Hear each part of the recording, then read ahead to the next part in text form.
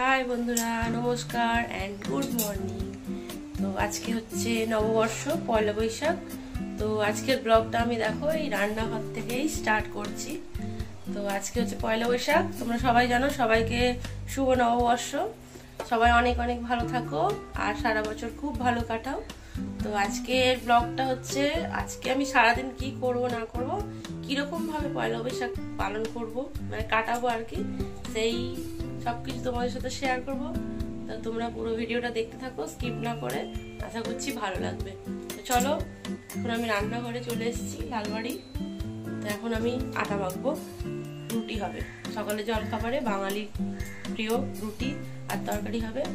চলো ফটাফট রুটি করে নিই, কারণ এমনিতে অনেক দেরি হয়ে গেছে।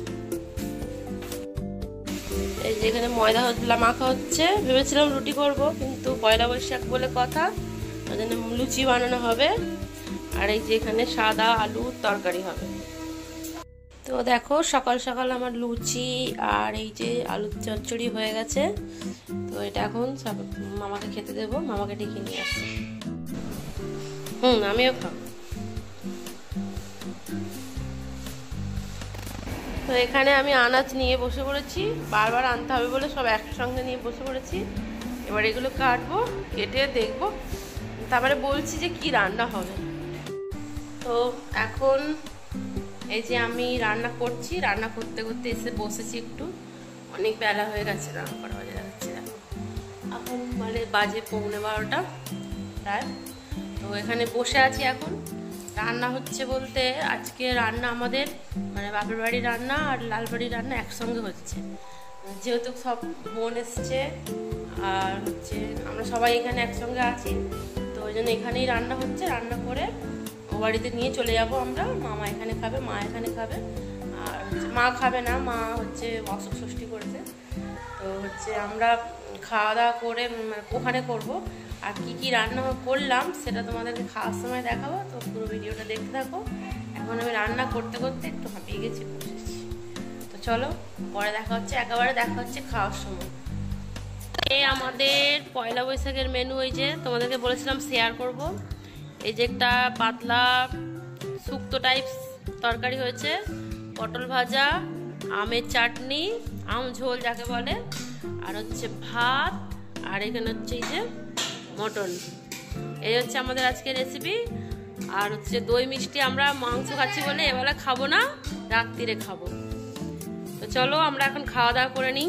এই যে ভাত বাড়ছে, সবাই মিলে বসেছি আমরা একসঙ্গে, আরও আছে ছেলেরা সবাই আসবে, সবাই মিলে আমরা খাবো। চলো খাওয়া দাওয়া করে নিই। আমাদের এখন খাওয়া দাওয়া হয়ে গেছে, চাঁদাচ্ছি চুপ কর। খাওয়া দাওয়া হয়ে গেছে, এবার আমরা এখন একটু ঘুমোবো, রেস্ট করবো। আবার বিকালবেলা আমরা যাব সবাই হালখাতা করতে। তো পয়লা বৈশাখে জানো তোমরা সবাই হালখাতা হয়, তো হালখাতা করতে যাব। তো দেখা হবে বিকালবেলা, এখন একটু রেস্ট করে নিই।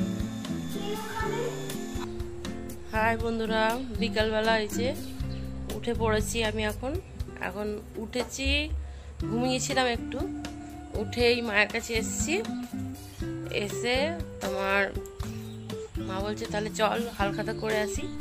আমাদের দু একটা দোকান আছে যেখানে মানে আমরা জিনিস অনেক কিনি, মানে যেমন আলমারি দোকান, তারপরে তোমার সোনা দোকান, এরকম ভাড়বাকিতে কেনা হয়। সেরকমই দুটো দোকানে যাব হালখাতা করতে।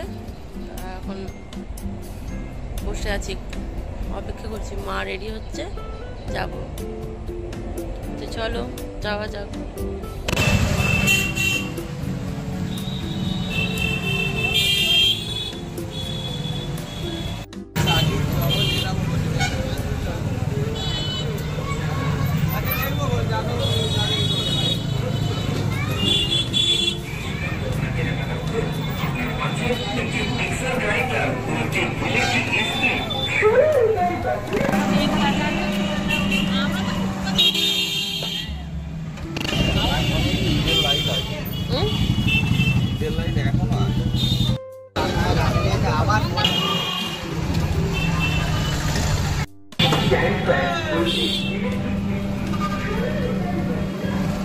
পয়লা বৈশাখের মার্কেট।